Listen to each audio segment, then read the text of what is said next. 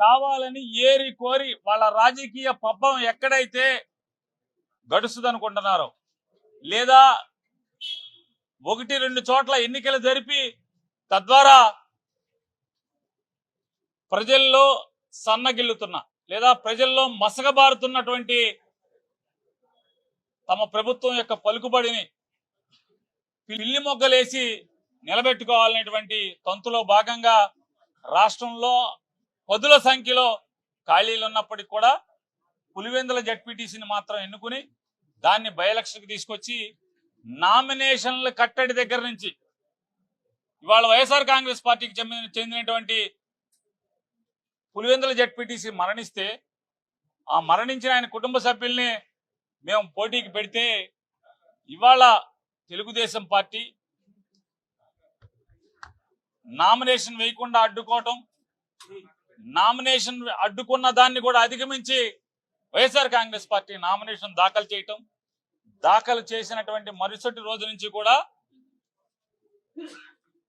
చుట్టుపక్కల జిల్లాల నుంచి లేదా చుట్టుపక్కల నియోజకవర్గాల్లో ఉన్నటువంటి రౌడీల్ని, ముఠా నాయకుల్ని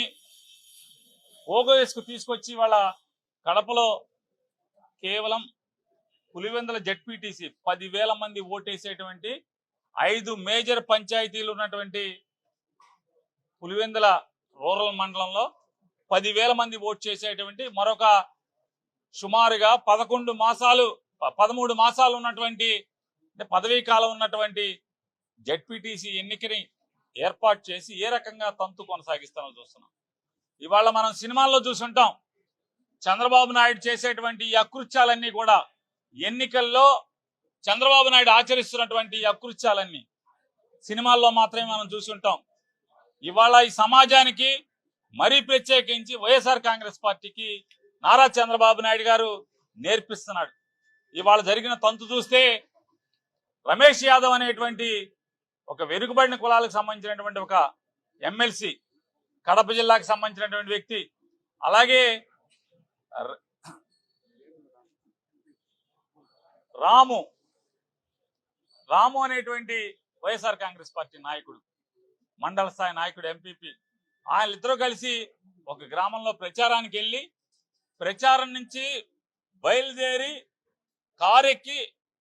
ఒక 10 గజాల కారు నడిచిందో లేదో ఆ ఊరు దాటంగానే వెంటనే సినిమాలో లాగా ముందు ఒక 11 కార్లు, వెనక ఒక 13 కార్లు, మొత్తం ముందు వెనక సైడ్ అటుపక్క ఇటుపక్క, అంటే కారు ఇటుపక్కకి తప్పుకుని వెళ్ళిపోకుండా ఉండటం కోసం ముందు వెనక కార్లు పెట్టి, పక్కలో కార్లు పెట్టి, అన్ని కార్లు ఒక్కసారి ఆపి కారులోంచి మనుషులు బయటికి దూకి ఈ కారుని ధ్వంసం చేసి కత్తులతో రాడ్లతో లోపల కూర్చున్నటువంటి రాము మీద, అలాగే రమేష్ యాదవ్, ఎమ్మెల్సీ రమేష్ యాదవ్ మీద పైశాచికంగా దాడి చేసి ఎప్పుడైతే ఆ అద్దాలు పగలగొట్టి డోర్ తీసి రాము అనే అతన్ని బయటికి కిరాతకంగా ఈడ్చి రమేష్ యాదవ్ ఆ కారు డ్రైవర్ ఎప్పుడైతే కొద్దిగా సందు దొరకంగానే ముందు కారుని గుద్దించుకుని పారిపోయి వస్తే పోలీసులు ఎక్కడున్నారే అంటే చూడండి, ఈ డ్రామా అంతా కూడా పోలీసులు ఎక్కడున్నారే అంటే ఈ దాడి జరిగినటువంటి 1/2 కిలోమీటర్ బయట కాసు కూర్చున్నారు. అంతా తెలుసు వాళ్ళకి, ఇదంతా కూడా ఆర్కెస్ట్రైజ్డ్, ముందే ప్రీ ప్లాన్ గా మీరు ఎక్కడికి రావాలి, మీరు ఏ ఊళ్ళో ఎవరు వస్తే ఎవరిని ఏం చేయాలి, పోలీసులు నెక్స్ట్ ఎంతసేపట్లో వెళ్ళాలి, ఇదంతా సినిమా ఆర్కెస్ట్రైజ్, సినిమాలో స్క్రీన్ పే రాసుకున్నట్టే. వెంటనే అంతా అయిపోయి రాముని చంపే ప్రయత్నంలో పోలీసులు వెళ్తారు, గబగబా వెళ్ళి ఆ రాముని తలకాయ పైలిపోయి చావు బతుకుల మధ్య ఉన్నటువంటి రాము అనేటువంటి వైఎస్ఆర్ కాంగ్రెస్ పార్టీ మండల స్థాయి నాయకుడిని తీసుకొచ్చి హాస్పిటల్లో చేరుస్తారు. రమేష్ యాదవ్ని, గాయాల పాలైన రమేష్ యాదవ్ని తీసుకొచ్చి హాస్పిటల్లో చేరుస్తారు. అంటే మేమే చేర్చామండి పోలీసులు చెప్పటానికి, మేమే చేర్చామన్నప్పుడు మీకు పదుల సంఖ్యలో కారుల్లో రౌడీలు, గుండాలు ఒక గ్రామంలోకి వెళ్తున్నప్పుడు ఆ గ్రామంలో అప్పటికే వైఎస్ఆర్ కాంగ్రెస్ పార్టీకి సంబంధించినటువంటి 2 నాయకులు, ఒక ఎమ్మెల్సీ వాళ్ళు ఉంటే మీకు స్పృహ లేదా అని అడుగుతున్నాను, పోలీసుల్ని స్పృహ లేదా అని అడుగుతున్నాను. మీకు విజిలెన్స్ లేదా? ఊరూరికి షాడో పార్టీలు ఉండవా? టెన్షన్లు ఉన్నాయని మీరు చూస్తున్నారు, గొడవలు జరుగుతున్నాయి. ఇప్పటికే ఎన్నికలు ప్రారంభంగానే వైఎస్ఆర్ కాంగ్రెస్ పార్టీ ఎన్నికల కమిషన్ ని, డీజీపీని అలర్ట్ చేయడం జరిగింది. చంద్రబాబును ఇటువంటి తప్పుడు బుద్ధితో ఉన్నాడు. ఏదో రకంగా గూండాయిజం చేసి రౌడీజం చేసి ఆ ఎన్నికని మామాని గెలిపించుకుని జనంలో దిగజారిపోతున్నటువంటి చంద్రబాబు కీర్తి, చంద్రబాబు ప్రభుత్వం యొక్క పతనాన్ని మసిపూసి మారేడికాయ చేసి ఏదో గెలిచాం, పులివెందుల్లో గెలిచామని చెప్పినటువంటి తప్పుడు పిక్చర్ ఇవ్వాలనుకుంటున్నాడు, వాపు చూపించాలనుకున్నాడు ఈ రాష్ట్రానికి అని చెప్పి మేము ముందే ఇవ్వటం జరిగింది. అయినప్పటికీ కూడా ఎన్నికల కమిషన్ గారేమో నీ కలెక్టర్కి చెప్పాను, పోలీసుకి చెప్పాను అంటున్నారు. చెప్పాం, ఇదమ్మా ఇదంతా కూడా పోలీసు, రెవెన్యూ యంత్రాంగం, కడప జిల్లాలోని రెవెన్యూ యంత్రాంగం, పోలీసు, తెలుగుదేశం పార్టీ మొత్తం అందరూ కూడా ఒక ఘటన అయిపోయి హ్యాండ్ ఇన్ గ్లోవ్ లాగా ఒక చేతిలో మనుషుల్లాగా మారిపోయి ఏ రకంగా హింస ద్వారా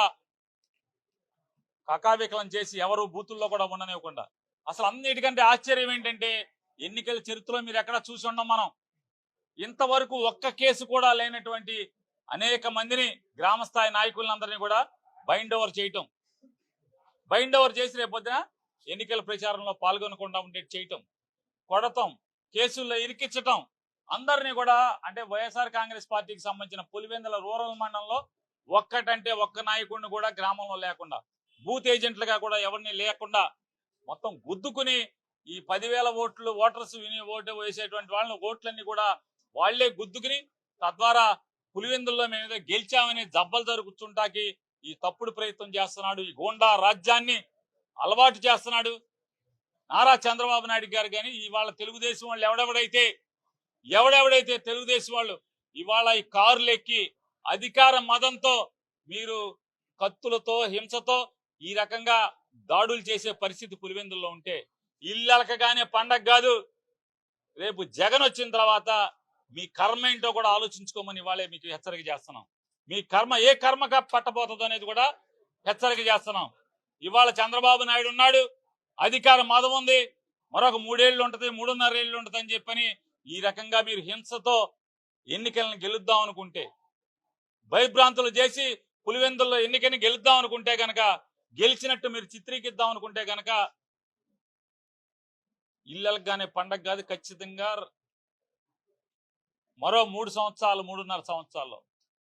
మీకు ఏ గతి పట్టబోతుందో, ఏ కర్మ అనుభవించబోతారో, మీ కర్మ పగవాడికి కూడా రాగోదని మీరు ఏడ్చే రోజు వస్తుందని కూడా మీరు గుర్తుంచుకోమని చెప్పని కూడా హెచ్చరిక చేస్తూ, అలాగే ఎన్నికల కమిషన్ గారికి కూడా గట్టిగా మేము మాట్లాడొచ్చాం. ఈ రకంగా మీరు చూస్తూ కూర్చుంటే ఈ రాష్ట్రం అగ్నిగుండంగా మారేటువంటి పరిస్థితులు రాబోతున్నాయని చెప్పి, కాబట్టి రాజ్యాంగం ప్రకారం మీరు గట్టిగా బాధ్యత తీసుకుని ఈ ఎన్నికలని